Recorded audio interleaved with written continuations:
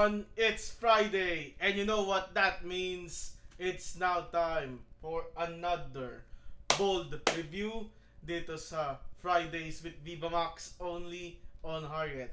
Or should I say, Fridays with BMX na nga pala. Kasi as indicated on the logo on the upper left, BMX na. And today we are going to be... Wait a second. Nabasa ko sa Facebook.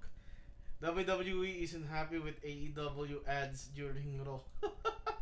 Kapal ng mukha ng AEW. Teka. Okay, so yeah, today we're going to be reviewing Halinghing. This is the latest movie produced by Viva Max, and it stars Aiko Garcia and Jen Rosa. Aiko Garcia, we've seen her in more recently sa Holy Parrot, Balin sa Sayaw, saka sa Maharot.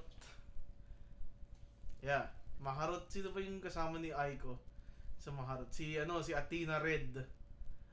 Siya yung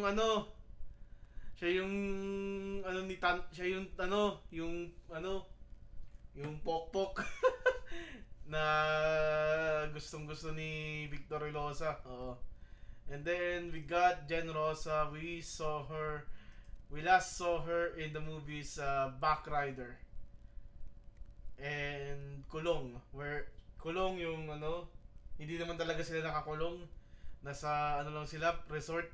Tapos Backrider, siya yung yung pumatay. Pinatay niya yung nag-set up sa kanya. It also has I think heel kontrabida si Aaron Carmena dun eh. And I think just like in Backrider, coincidentally, just like in Backrider, Jen Rosa has the same name ng character niya dito sa Halinghing. Sa Halinghing, Jen Rosa's character is named Fate. Backrider, she is also named Fate. Is this a coincidence? Coincidence ba to? Ayun. So, the story ng kanyang ng Halinghing is a bit complicated one. It's about betrayals, sexual harassment, and girls' love, and moving on. And it spans around 1 hour and 6 minutes of screen time with 2 minutes allotted for trailers. So it's in reality it's 1 hour and 4 minutes. Okay. So in Halinghing, we have the story of Fate. She is the fiance of Mark.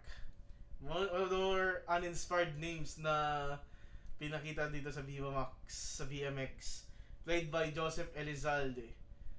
Mark is a photojournalist or a photographer. Minomodel niya palagi si Fate. And he is also a businessman. Kasi ginagawa niya negosyo siguro yung mga litrato na kinukuha niya. Like yung kay Fate.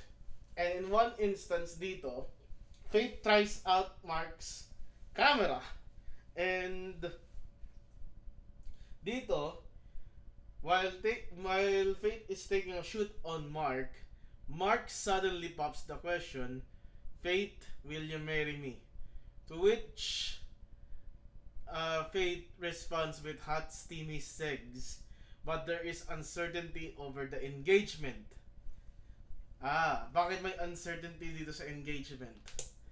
For sure, I will tell the story in not in medias res kasi hindi sa complicated na angle na isa-isang ni-reveal anong fate ni Mark. Pero yeah. So ang nangyari dito is Fate is actually a bisexual or a lesbian, and women are the only ones who turned her on. She is a lesbian, but yung rumors suggest she is a bisexual kasi nga may relasyon siya kay Mark. Okay, pero mas nata-turn on siya sa mga babae. So I believe she's a lesbian, I think. Go ahead and correct me in the comment section what my virgins and simps. Before I continue, I forgot to remind you, please like this video. If you like the review, subscribe to the channel, hit that bell icon for more of your bold review dito sa Fridays with VMX. Okay, continuing on sa storya. Fate is caught red-handed by Mark during the story na nakikipagtalik sa kanyang girlfriend. The girlfriend in question is wait lang. The girlfriend in question is named, teka lang ha.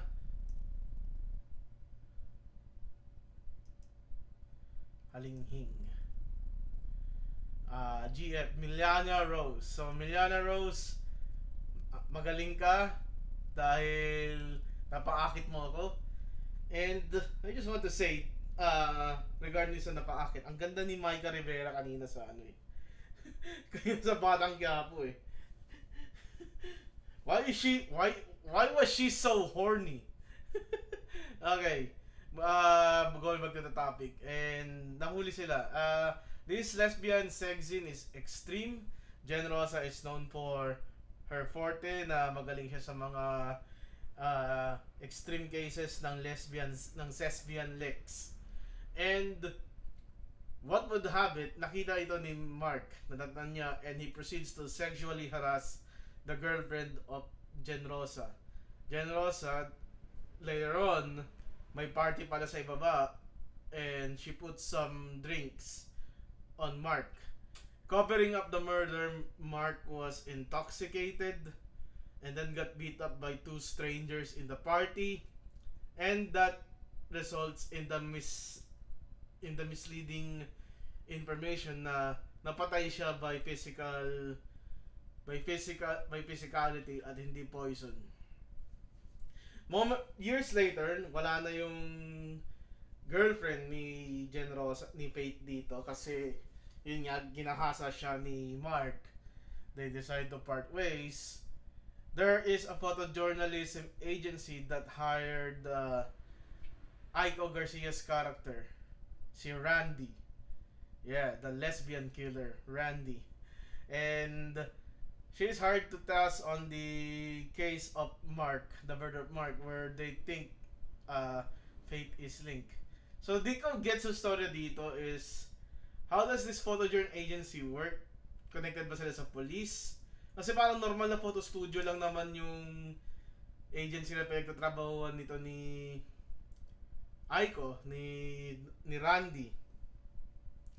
At ang magandang karakter dito ay yung best friend ni Randy, si Candy, si Patani. Siya yung nagdala ng personality ni Randy dito, because I find Randy a bit bland even on Aiko Garcia standards. Shame.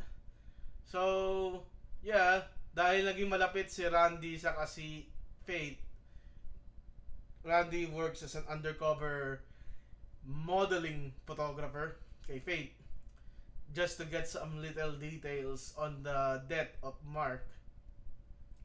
Sobrang lapit, natukso itong si Faith kay Randy at sila ay nauwi sa pagtatalik. Little by little nagkakaroon ng information itong si Randy tungkol kay Faith, but dahil doon nawawala yung trust ni Faith kay Randy, and it almost crumbled the relationship.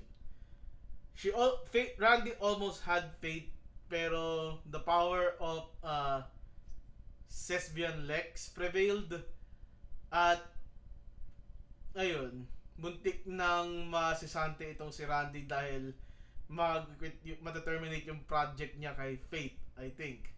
And then nauwi ito sa Lesbian Lex sa pagitan nila ni Randy, at nag-end yung pelikula on a vague note.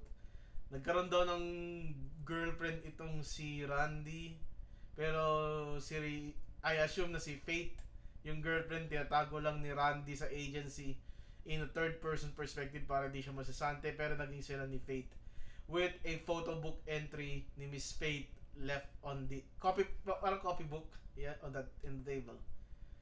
Yeah, I don't know. Di ko alam eh. Di ko ilang beses kong binalikan yung pelikula eh. If if Randy is a police, an investigator, detective, is there such things as photojournalists working undercover as freelance photographers para sa mga kaso? Is this vigilantism, di ba? Iyon. But anyway, how complicated the story is, the sex scene, oh, ayun. The sex is pretty good. Like, they nailed it. Oh, galing. So, yung halinghing dito. Ito yung halinghing, di ba? Okay. So, yung halinghing, dahil matagal pa pala to. Nilagay ko siya sa tabi ng Mariang Palad sa Doncelia. Yung Doncelia sa matagal pa to eh.